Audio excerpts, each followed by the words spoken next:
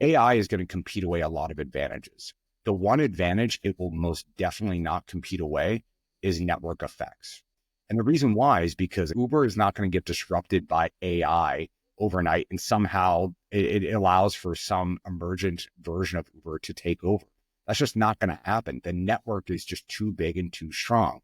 That's why marketplaces have this really unnatural advantage in this new AI-driven paradigm.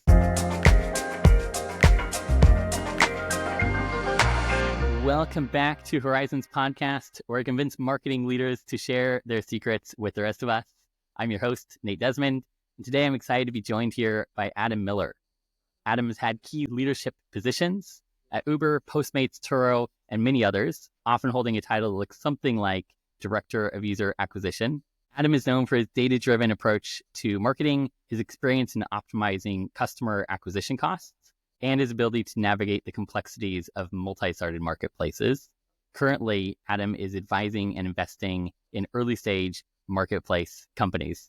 Did you initially design your career to be on marketplaces, or did you just find you were building an expertise that people wanted in that space? Yeah, absolutely not. I had no inclination as to what a marketplace was or how it worked. I actually got my start in healthcare. I had the pleasure of going to these big pharmaceutical brands around 2007 whenever I graduated from college and showing them how much time was being spent online and just showing them that this thing called Google and Facebook and the internet at large was going to be huge. For as much as they love their print ads, for as much as they love their TV ads. It really wasn't until years later after I moved to the Bay Area, I started working with a lot of travel brands that you realize there's this interesting supply and demand dynamic that they really play off of, right? One of the first companies I got a chance to work with in that space was Expedia. I was at an agency at the time that was helping to grow its mobile app presence. And you realize how much balancing is really going on in that world in terms of onboarding all these hoteliers and all these hotel brands, and then ultimately having to plug the demand side into it. So it was something I really fell into. And then, one opportunity leads to another. And, you look back over a period of 10, 15 years and you're a marketplace person. That's amazing. I'm curious, before I get deeper into the marketplace area, I saw a really interesting LinkedIn post a couple weeks ago on LTV. And so I just want to ask you, is LTV a zero interest rate phenomenon? I think it is, if I'm being perfectly candid. I think the idea of LTV is something that really came about during the ZIRP era. It was a time whenever we saw all these really prolific consumer companies and a lot of follow-ons really come up, especially out of the Bay Area, starting in around 2010 to 2012 in the wake of the financial crisis. I think what was really happening at that time is these consumer marketplaces were really being built on a lot of very cheap money. They were being scaled up in a way that was really non-economically viable long-term, because a lot of these dollars were finding their way into paid performance marketing channels. Some of them were performance, some of them wasn't. There was some amount of fraud in the system as well. And as they continue to scale and scale and scale, you look back and you say, we were basically deploying capital with an assumption that the lifetimes of these users would be in the years, maybe 5 years, 10 years, whatever it might be. And realistically, if we were being more economically rational actors, there's no way we would have spent that amount of money or spent it in the way that we did. And so I think that's where you look back and you say the lifetime in the lifetime value was probably getting stretched so much that it just didn't make sense. I wonder how much that even worked back then. I remember I was working at a education technology company back in 2013. And we knew our average lifetime value of a customer was 9 months. So I wonder how much people really even were sticking around back then, or just convincing themselves to spend more on their ads. If you were looking at your lifetime at less than a year, you were probably on the safe side. And I think that was the rule of thumb. Why? Because once you get beyond a year, you have to start looking at discounting cash flows. It's a whole different ball game. And it actually becomes more of an accounting game than anything else. But if you were being honest with yourselves, you really wanted payback in the months, maybe at a year most, especially for a travel brand where most people only use your product once, maybe twice a year, right? On that one annual trip at the very least. So it's only whenever you started seeing lifetimes of 5, 6, 7, 8. And again, there were some S1s that were put out there that said, we think our lifetime value is in excess of 10 years. That's really when I think people stopped and said, what's happening here? Have we really just jumped the shark on this? Do you feel like that's driven down the pricing and made it more affordable to grow a company today? Or are there still a lot of companies that are willing to spend more than they probably should that makes it hard for companies to compete on payback period? Yeah, going back to your earlier posit, I think the interest rate phenomenon has really tamped down the appetite for doing that kind of growth. Money's not free anymore, right? There's a real interest rate that we now have to contend with, and as a result, I think that there's a moment that we're having where we're saying profitability and recurring revenue streams are more important than necessarily just growing at all costs. And again, this growth at all costs era, really coincided with ZERP. So I don't think that that's a coincidence. I think those two sort of fed off one another. Instead, what I think is happening is that I do think that it is becoming less costly to go and grow companies these days. I think some of that has to do with business model innovation, again, recurring revenue streams, where you don't have to go out and continuously reacquire that revenue stream again, because we are seeing a lot more subscription products these days. So I think that's one element of it. I think the other element of it is just the market in general has accepted a lower growth rate in exchange for a better balance sheet. I think that there's an understanding that we'd rather have sustainable companies, durable companies, as opposed to just fast growing ones that are just going to flame out in a couple of years. And now a word from our sponsor. It's me. I'm actually not taking any sponsors in season 1, but I just wanted to say thank you for listening. It's been such a joy recording these episodes, and I hope you enjoy them as much as I have. If you would like to support the podcast, the single most impactful thing you can do is leave a 5-star review wherever you're listening. This will help new people discover the podcast. And if you have someone in your life who's passionate about marketing, send this their way. They'll probably love diving into these insider tactics and stories. With that, back to the conversation. Going deeper, there are a couple of threads I want to pull there, but first, going deeper on metrics. Marketplaces are very distinctive. They're very unique. What do you find are the real KPIs that people should look at?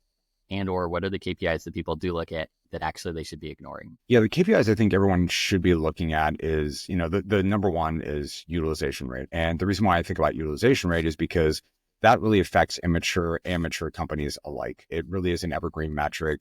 Basically, how much of your given supply is ultimately being booked and used. I mean, if you start to have what I would say are good problems, that means that all of your supply is booked up and you need to come and acquire more of it. That's a fantastic problem to have.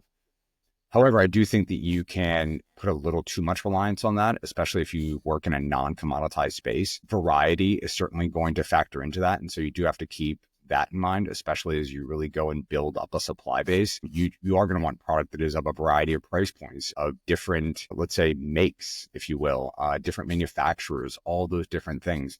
It's the equivalent of walking into a store that has 10 items that you might be interested in, or walking into a store that has 1,000 items you might be interested in.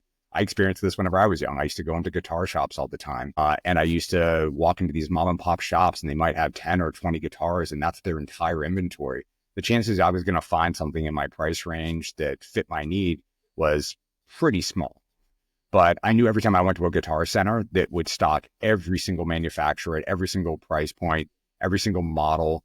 I mean, I would almost always walk out of there with something. And the equivalent is in marketplaces, right? On the supply side, you just have to continue building it.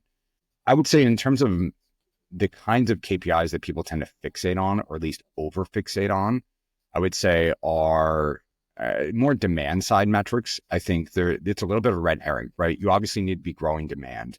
But I think it can become a fixation point, especially if you are, again, running out of supply. Supply is really the lifeblood of these marketplaces. And what ends up happening is that you cannot grow demand beyond a certain point unless you actually turn around and grow the supply side of the equation. Seems like 100% utilization rate would be a bad thing. My worry would be consumers come to my product, they don't get the thing they're looking for and they go somewhere else. Is the goal 100% utilization or is it like 85%? Depends on the kind of marketplace. If you're in a more commoditized marketplace, you can push that utilization up considerably. If you're a non-commoditized space, take an Airbnb as a for instance, they're never going to get anywhere close to 100% utilization because realistically, there's just not a demand for every single kind of apartment or domicile that they are listing on the site at any given time, right? That's just not possible, right? There's just not a perfect number of permutations out there that are looking for that exact thing in that moment. Even if they hit, 10, 15, 20%, right? Those would be outstanding. And I don't know where Airbnb's utilization rates are relative to their supply rates, but even rates like that would be pretty healthy. And I think we are entering this era in which we can potentially start to stretch what is acceptable supply in a lot of marketplaces. If you think about this rigid search, filter, sort type of mentality that we use for almost every single search on the internet, imagine that I'm looking for a room on Airbnb and it meets 8 of my criteria. They have this available and it's available today, as opposed to something that doesn't exist that I want to meet 10 out of 10 of my criteria. What we can do is we can start using more agents and algorithms, and some of these are already in place and being employed to actually make supply more fungible, to go out and negotiate with the other side of the marketplace to lower the price by, I don't know, $5 a night. Maybe that all of a sudden gets it in range for me as somebody who's coming in and looking for this thing, as opposed to today, whenever I go and I look for this and it just returns 0 results. And it's like, do you want any of these other things? It's like, not really. Why would I want any of these other things? Well, because they meet 8 out of 10 of your criteria, and we can actually go and make this a more appealing bid-ask spread for you, right? We are going to narrow that to the point that you're going to actually go and book it. Two-part question. Are there good examples of companies doing this today that are sort of leading the way? And then second part, how do you avoid abuse? Because I imagine if Airbnb had like a range, I would always search for the low end to try to get it to trigger this cheaper offer. Yeah, I think it depends on who you are as a user. Different things are important to different users. Some are extremely price sensitive. Some just want what they want. They want to come in, they want to get the penthouse that they see, or they want to get the castle that they see. That is just what they want in that moment. And price is almost no object. And then you get everybody who comes into the platform and everything in between, quite frankly, who just want a variety of different things. Maybe they want a room that has, that has a king size bed. Maybe they want something that is an entire home to themselves, right? Some people don't mind sharing a room. There's a lot of different things that are important to different users. And what's really important is just that you are paying mind to the different archetypes of users. In terms of abuse, I mean, trust and safety is one of the foundational things that you need in almost every single marketplace. It's important that those functions are operating correctly to catch the bad actors. If you truly believed that most people were bad actors, you would never start a marketplace. Why? Because it just flies against everything that we believe in marketplaces, which is that the vast majority of people out there are good. They're good actors. They want to do right by everybody else who's a part of this network, as opposed to the inverse. I'm curious, going a bit into a slightly different direction. Something that I find very challenging is going from 0 to 1 as a startup.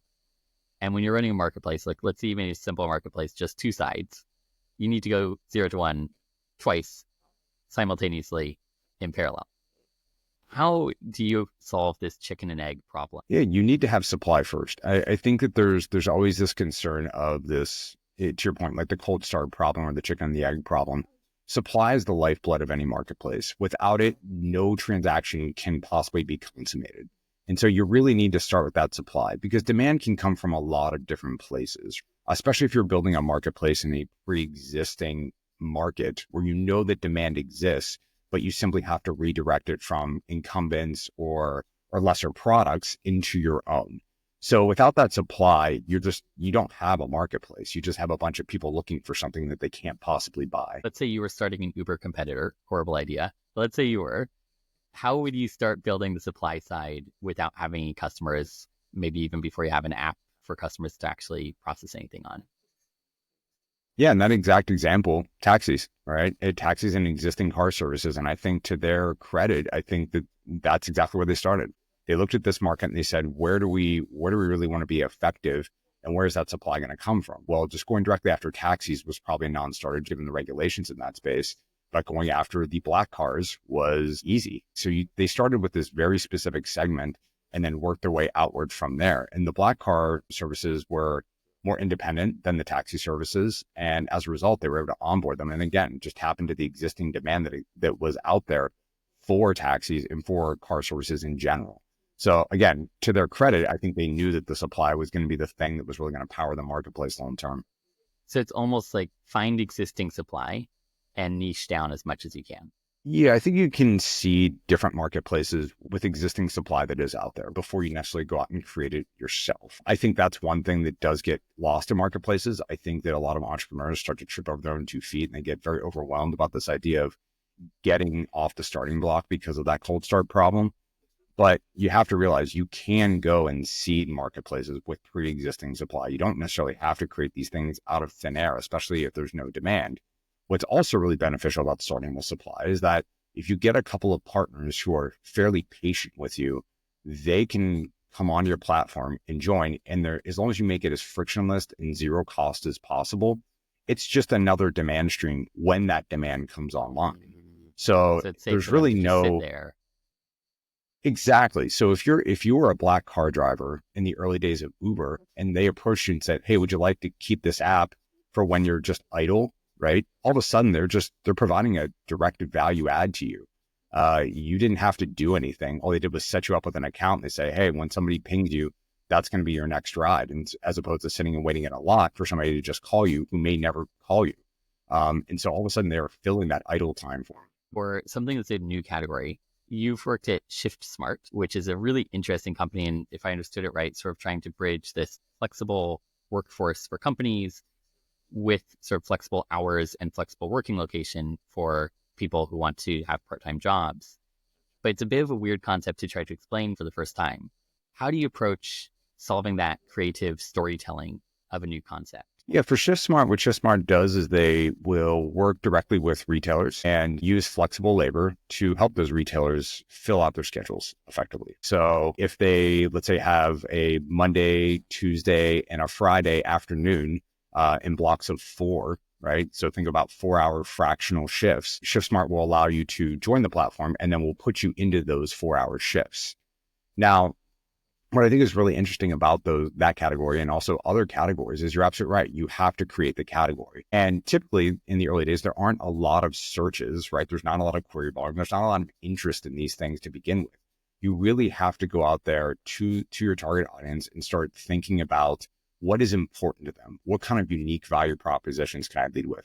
If we're talking about the supply side of any given marketplace, it's typically earnings, right? Earnings are things that usually matter to them at first. And then what happens is they start to become acquainted with the marketplace and other intangible things become more important to them. They start making connections with other people. They join this sort of tribe of people that are really interested in this thing. And then all of a sudden they're a part of this, not just marketplace, but they're a part of a community more broadly.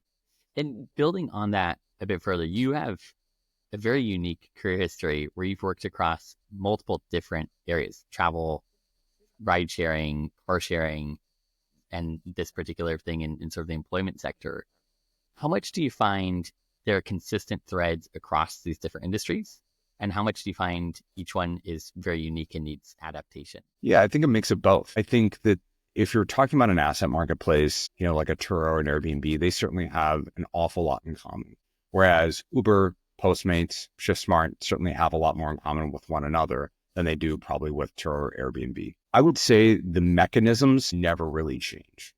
We are still talking about a very similar format of company that really has to execute on 3 big imperatives.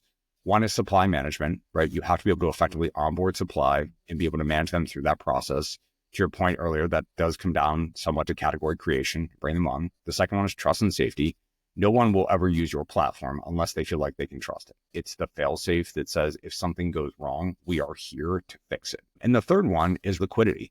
You cannot have a marketplace unless you've effectively managed your liquidity. Matching supply and demand is really what marketplaces do. If I onboard a whole bunch of workers in, let's say, Portland, Oregon, but all my demand exists in Cincinnati, Ohio, not going to be a good marketplace. Yeah, that's fair, which comes back to your fungibility. Taking a bit of a deeper dive into your experience building teams, I'm curious to understand, as you've shifted from you're the person who can do growth at a marketplace company to you're the director of user acquisition, how did you approach building teams and finding the right people who had this sort of distinctive skill set to contribute on marketplace companies? Yeah, I tend to sort of disregard whether or not they worked at marketplaces. I think that's the short answer and the first answer. What you want are people who are going to go and create their own, right? They're going to be naturally curious enough in the problem statement that they're going to dig a mile deep into the problem and then just really work backwards to understand it. Marketplaces, they are complex, but they're not complicated.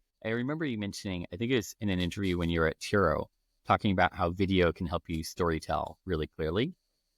How do you see video balanced with other sort of mediums of communication when you look at how you most clearly tell your story as a brand? Yeah, I think video has even undergone a pretty big transformation, even probably since I gave that interview. I don't know. I'm trying to go back in time. That's a deep cut.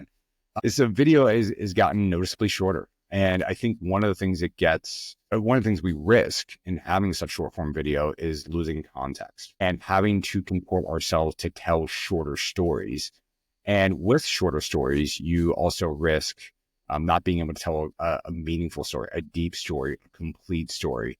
So you really have to take a step back and say, can I do this in a very short form format? And if not, what is the minimum length of format that I need in order to get my story across? But I do get concerned sometimes whenever we try to distill things down that quite frankly cannot be distilled, or at least the way in which we're doing it in that moment, it's not distillable in the way that we want it to be distillable, right? It just takes a lot of thought process to make something that is that big, that simple.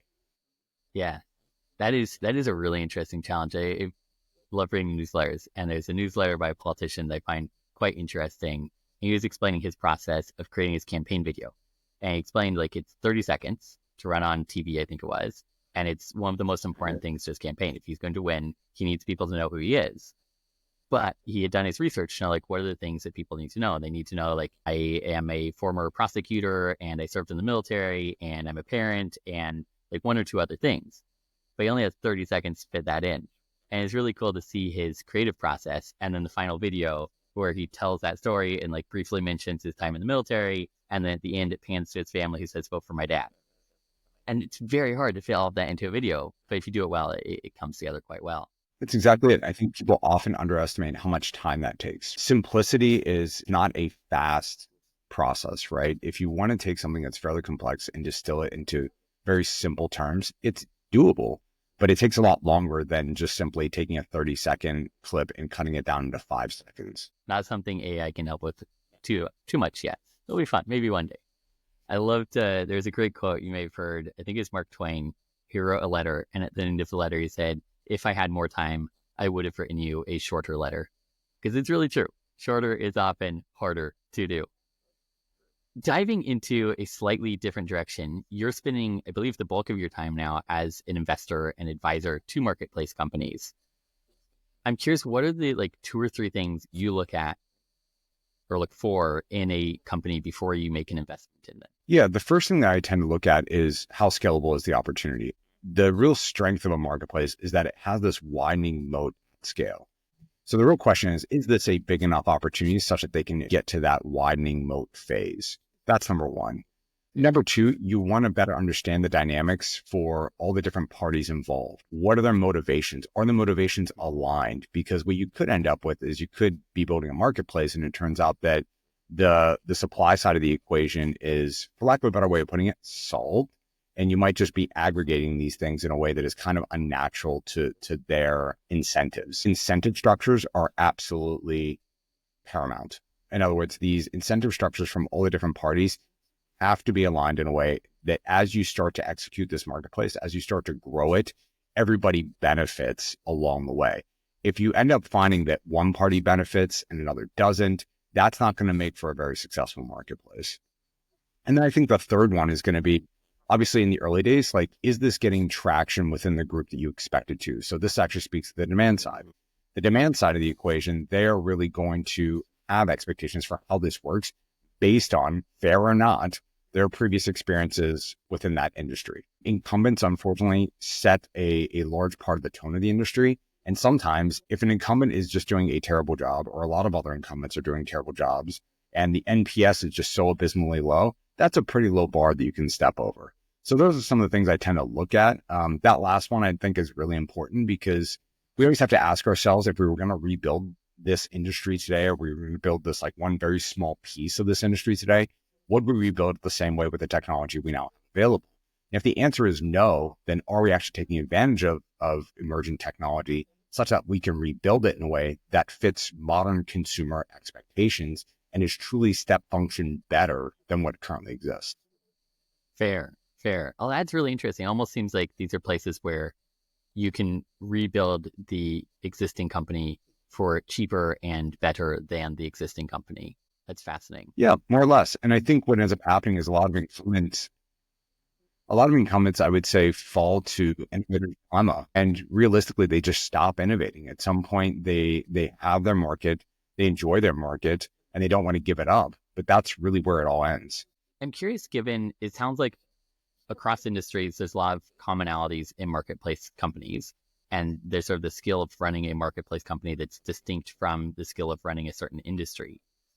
Why do you think we don't see more companies that specialize in marketplaces across multiple industries? Like, why isn't Uber and Postmates and ShiftSmart all in the same roll-up company? Because I think there's still, just like any other startup, a lot of vertical expertise that's required.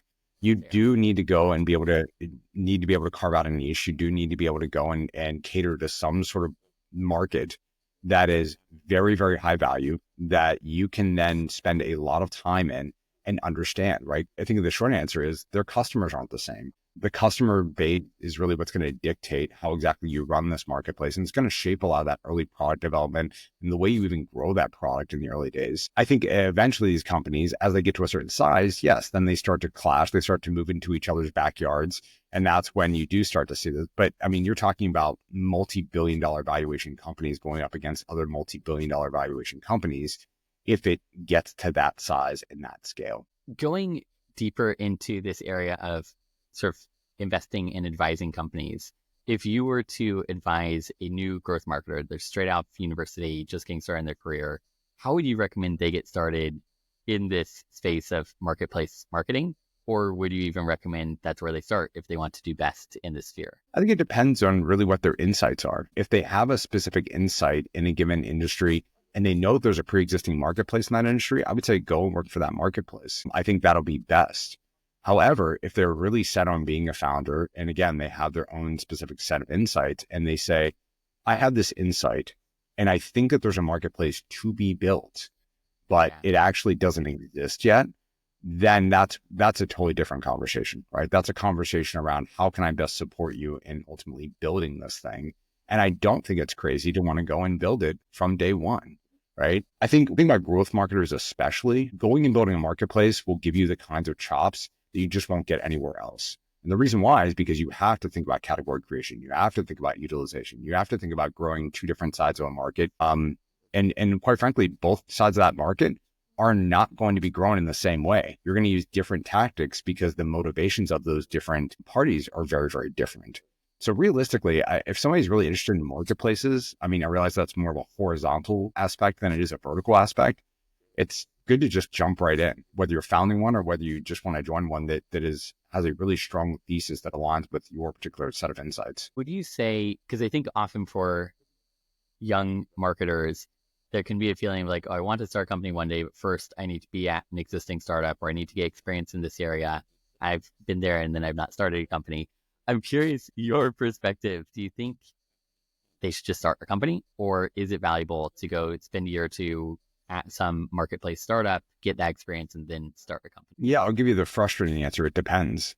I think it depends on the insight. If the insight is so strong and it aligns so perfectly with where we are at this point in time, go start that company. However, if you're working for another company, never hurts, especially if you're not quite sure what you want to build. Like it is not a bad idea to go and build a ton of experience.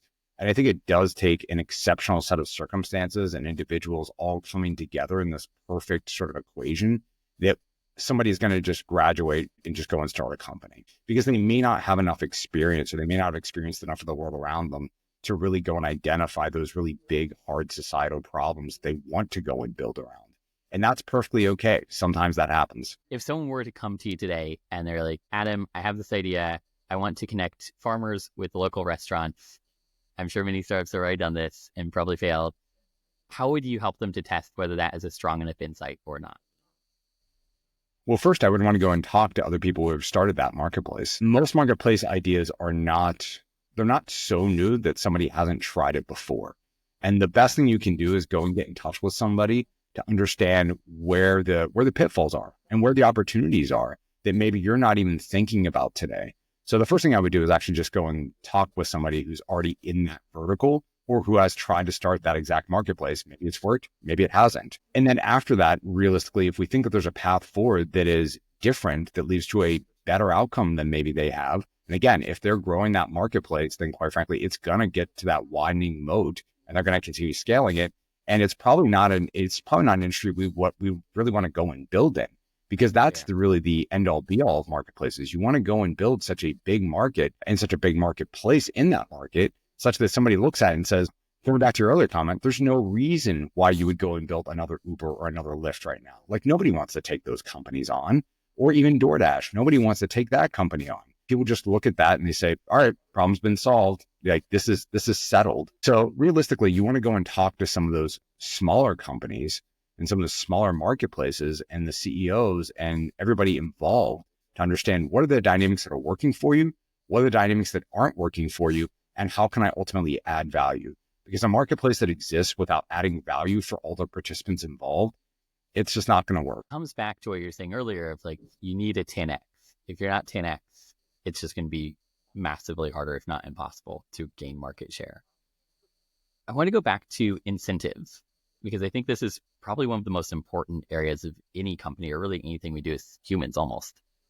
How do you design a good incentive structure? And have there been times in your career where you've sort of found like this incentive structure is not working well, and then you had to fix it? Yeah, you have to think about a lot of these marketplaces in terms of carrots and sticks. How can I incentivize somebody to behave in a way in which I want them to, and how can I disincentivize other kinds of behavior? The best example of this is, how can I incentivize my supply side to perhaps even drop their price if they are pricing above the market demand? So case in point, let's say I'm on Turo and I can see that it's a non-holiday weekend and everybody wants a car for $20, right? That's just the upper bound of that filter, right? For the price filter. And all of a sudden you see that most cars in that given market, let's say it's Cincinnati, Ohio again, let's say they're all priced at $50, right? Where you're just not going to clear the market, right? So what can I do to incentivize either the demand side to reset their expectations, right? How can I incentivize them to ultimately look at more expensive cars? And how can I ultimately incentivize the supply side to perhaps be more realistic with their pricing and bring it down? That's just an example that I think applies to a lot of different marketplaces, where you have to be able to get these two parties to come to some agreement in the middle. And I do think that we are going to see a new wave of different artificial intelligence and agentic solutions that are going to insert themselves between those two parties to narrow that bid-ask spread that is then going to help us get more liquidity in these marketplaces. And those agents will be able to work a lot faster than any of us can today. Because if you think almost as an auctioneer standing in between these two parties as a human being, you're trying to get one party to come down, you're trying to get one party to come up, and hey, great, we've got a deal. If that works in real time, that bid-ask spread will narrow to the point to where you'll just start to get a lot more marketplace liquidity by, again, introducing those different incentives and disincentivizing other behavior. Now, in terms of disincentivizing bad behavior, what you don't want to do is you don't want to have all these cars that suddenly come online and they only come online for a day, because you actually want to retain them for some extended period of time and not have them just simply disappear. So you're always looking at retention as another mechanism to keep people on board. On the demand side, it's complete so many trips, and then all of a sudden you get a discount on your 10th trip. And we tend to think about these in terms of loyalty programs. So there's a lot of different ways you can architect this and really keep the demand and the supply sides of the equations just engaged at all times. Is it better for a marketplace to be more unique, like Airbnb, where every listing is different, or more similar, like Uber, where there is some differentiation, but a lot of times you're just trying to get from point A to point B, and there may be like 5 different ways to do it, but ultimately you're driving a car? Which is in the best interest of the marketplace? If you were to design a marketplace from scratch, which would be your ideal? I think they're just totally different paradigms, just so different. And I think it really comes down to what is the consumer expectation. For instance, I don't care about the kind of cab that I get. And so to Uber's credit, I mean, it was a pretty commoditized marketplace. They just provided that at a scale that had never been done before. And that's really where they had this incredible widening moat. But for other things where they're maybe commoditized, we're trying to decommoditize them. Again, Airbnb and Turo come to mind, where Airbnb has largely decommoditized this like very rigid hotel experience where it's like, I come in and it's a Hilton, like it's a Marriott, I get it. Or I come into Turo and I suddenly get this broad variety of cars, whereas I was used to going to the rental counter and all of a sudden I got, intermediate, compact, whatever those terms mean. And of course it changed company to company. And so nobody even knows what they're getting when they step up to the counter. Again, I just think they're totally different paradigms. But whenever we give consumers choice, that's never a bad thing. That is what I love about marketplaces, that they actually expand the sheer amount of choice that is available out there. And by expanding that choice, they often compete away a lot of advantages that incumbents have just because of their monopolistic, oligopolistic, cartel-like tendencies to block competitors. And what Yeah. marketplaces do so incredibly well is they will compete away that advantage and really take the market. Yeah. And who wants to show up and get a small, medium-sized car when you can pick your specific model at the specific location? Moving into storytelling, you have had a background in storytelling through video, and I believe prior to that, you were at a digital agency for something like 7 years, doing a lot of the mobile revolution. To what extent do you think marketers should get really good at a particular channel or set of channels? And to what degree do you think it's more a case of trying to figure out what is the next mobile revolution where there's less competition in a newer channel? I think there's a healthy balance of both that you need. But I would say go and get really good at a couple of channels that have really common supply and demand dynamics such that you learn how bids are sent into the ecosystem, that you learn how to actually bend the economics of these channels to suit your needs, that you learn about creative development because that's just becoming too important to ignore. There are a lot of best practices in terms of managing these channels, and they are translatable to a large degree from one to the other. If you can manage Facebook, you can probably also manage TikTok. Like that is not out of the realm of possibilities. But creative does change from one platform to the next. Like there are certain imperatives for doing effective marketing on TikTok that might not translate to Meta and back again. Similarly for Google, if you're going to go and manage Google ads, like it looks very different than it did 10 years ago. These platforms are always changing. So I always encourage folks who want to go into user acquisition or growth, go and learn at least a couple of these channels, understand the commonalities between them, especially the big ones, understand how they differ in really important ways. And from there, you can leverage those learnings into almost any other channel. But storytelling is one of those things that becomes really challenging in performance marketing. You have what I would say 2 to 3 seconds to change somebody's mind and ultimately convert them to the product that you're advertising on behalf of. Concept I'm curious to get your perspective on. Years ago, we were both at Tradecraft, which is like a training boot camp for marketers in 2014 or something, if I remember correctly. And one of the things that I loved there that I've continued to hold on to is this idea of a T-shaped marketer. You should be really deep in one skill set. That's your main thing. You are the X person, and then be fairly good at a variety of more general items. Would you say that still holds true as something you think is important, or how would you evaluate that now looking back? I think being T-shaped is really important early on. But what's going to happen is that you're going to have all these translatable learnings and transferable skills. They're going to push you into other fields and push you to learn other things. I think what it's really about is, especially if you want to go into growth marketing these days, you have to become an insights machine and everything that comes along with that. So you have to be able to develop those insights and figure out where else they might apply. Case in point, going back to this idea of managing multiple channels, if I'm seeing something really resonate on one channel, it might resonate on another channel. Don't be surprised if it doesn't, and be prepared to react appropriately. But you want to be able to draw on a specific insight or a specific finding, and then ultimately leverage that across as many channels and as many surfaces as you possibly can. And so that's where I think you start to grow outside of just being a T-shaped marketer. I think probably the equivalent that's a little bit more expansive is a V-shaped marketer. You start T-shaped, right? So, you're a mile deep on one dimension, and then, you're a mile wide on almost everything else, but only an inch deep. Eventually, you're going to start to build up other muscles and other parts of marketing and growth marketing, maybe even tangentially into product, and just building a more holistic way of thinking about these different problem statements. Strikes me as really, really solid advice. It reminds me of something. I don't know if you heard of Cal Newport. He's a very interesting author in the sort of personal development space, I would say. And he had a great concept that I would summarize as sequential excellence. They sort of observe people who are best in their field, where you have a track record of like they're an Olympic athlete and a top in their school, and then they ran a startup. They didn't do all of those things at once. They did one, and then they did the next one, and then they did the next one, which I think resonates well with what you're saying of start as T-shaped, and then build the next mile deep thing once you have established your initial expertise. That's exactly it. I think people get themselves into trouble whenever they try to do too many things at one time. you really have to go and become excellent at one particular thing. And once you've done that, then move on in your mastery journey and go and excel at something else. I find AI utterly fascinating. My hypothesis, and you can disagree if you would like, is I think AI will do for coding what the iPhone did for photography. That it sort of unlocked really mobile phones, unlocked this ability to take photographs of everything. And coding is now open to everyone because of AI. And a lot of people don't realize it yet, so we don't have the full effect. But there's a lot you can do with AI that previously was just inaccessible unless you were a professional programmer.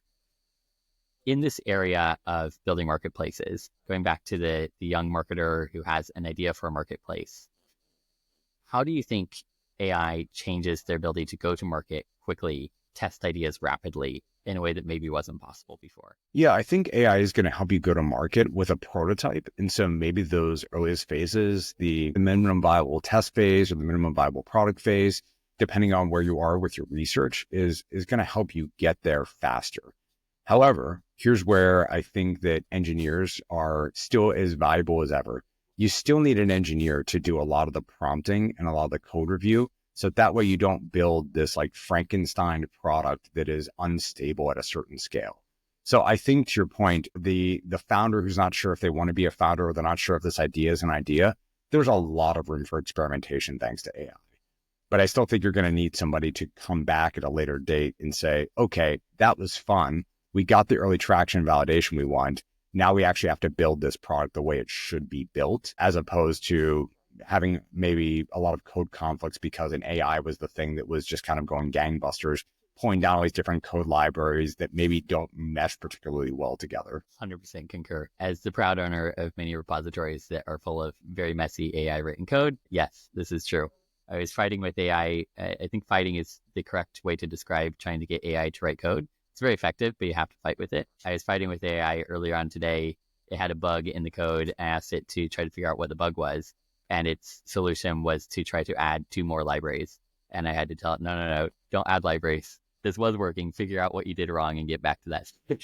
Going back to your LinkedIn, you had a post saying, if I remember correctly, that Gen AI is perhaps unlocking a new era for consumer marketplaces. How do you see that reshaping in the next few years? What do you think is going to happen there? Yeah, I think a lot of confluencing events are really going to help a number of different consumer-focused marketplaces come online.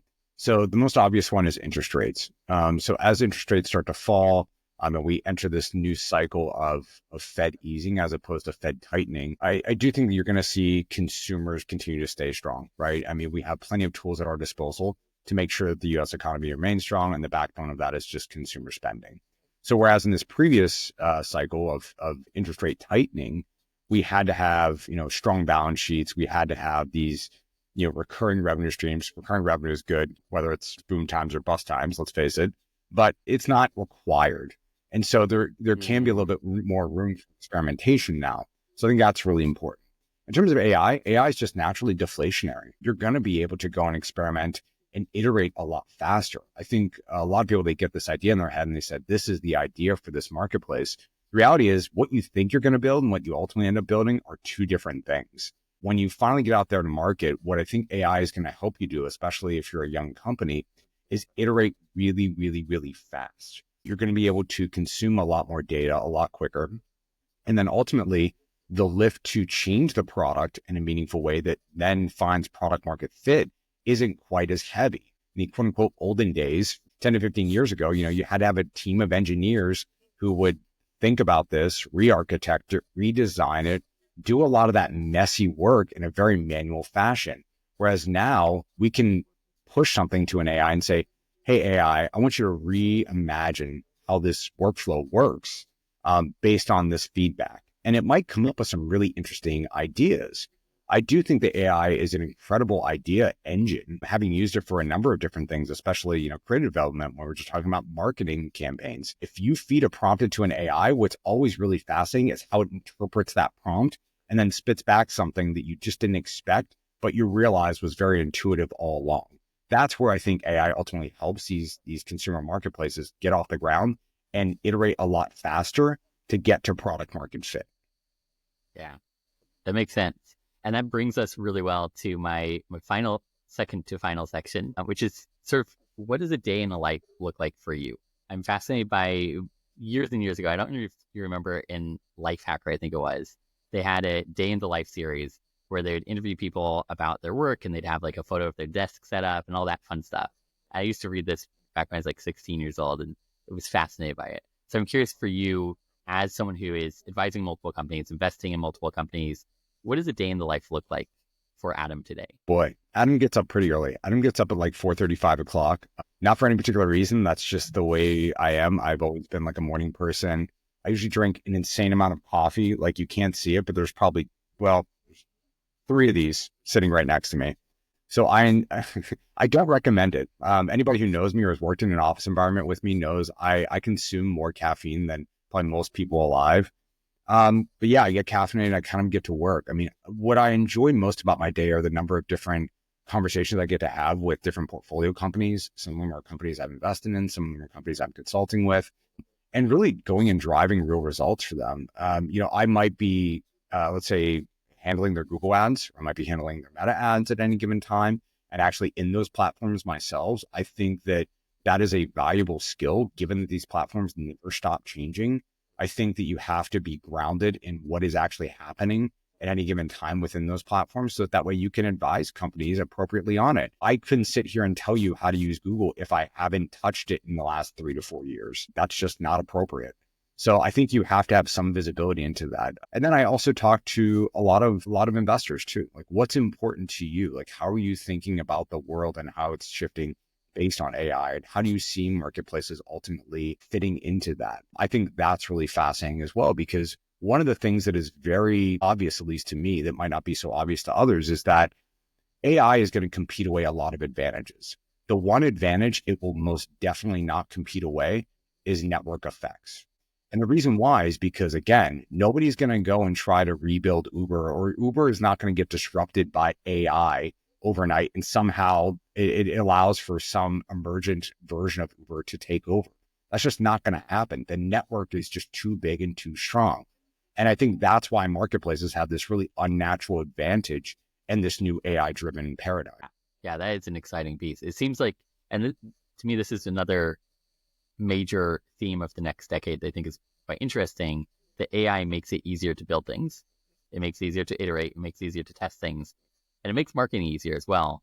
But I think it puts more focus on the marketing and on the branding of a company, even than we used to have. So marketing becomes, in my opinion, a much more crucial piece of every company. In your day, I noticed there's a lot of like moving between this company and that company, advising here, advising there. How do you manage the switching costs of transitioning between very different, I assume, companies? Yeah, I think it depends on the nature of the day. No 2 days are the same. Some days are get stuff done days, and some days are meet a lot of people days. On the get stuff done days, you do have to block off a fair number of hours and just put your head down and get something done. I very much prescribe to the engineers' schedule. I think Paul Graham once wrote about this, about how engineers just need large blocks of time to focus.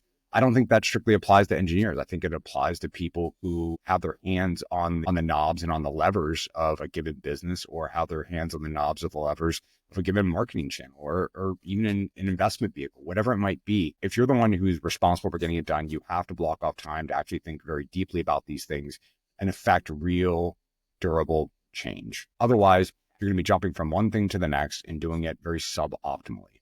And so I try to compartmentalize. To me, that's the best way to go about it. Have a day where you literally have no meetings and you're just getting things done. And then also have days where you have a ton of meetings and you're just meeting everybody. But I think the mix of both is actually what I've loved about the hybrid work schedule, is because when you're in person, you can be fully present. You don't have to worry about having these other things just really interrupt your presence in that moment. And then whenever you're at home, just getting things done, you can kind of block out the world and just really go heads down. It's like what make your manager time in the Paul Graham article. I think I do a lot more manager time than I would like to, or rather manager time is foisted upon me. But I do find it valuable, not just in the maker side of having focused time blocks, which is essential to doing anything of any value, but also on the manager side. If I know this is manager time, I don't need to be worrying or feeling bad that I'm not doing some deeper work. like you said, you can be more present. Another piece I found fascinating is this area of giving advice to startups. I was reading an excellent book by Sam Zell. He's like a real estate investor / many other things. And something he mentioned at the end of his book was how by the end of his career, he had seen so much that people from various areas could come into him, share what they're working on, and he could very quickly point out, like, that's the one thing that matters. Don't worry about anything else. And then they can go on their way and sort of be unblocked in the work they're doing. I think that sounds like the skill set you have, especially when it comes to marketplaces. What do you find are the most common things that these companies you're advising need your help on? In supply. Again, that is like the lifeblood of everything. And the reason why I say supply is because often onboarding it can be kind of arduous, and no two marketplaces work the same when it comes to onboarding that supply.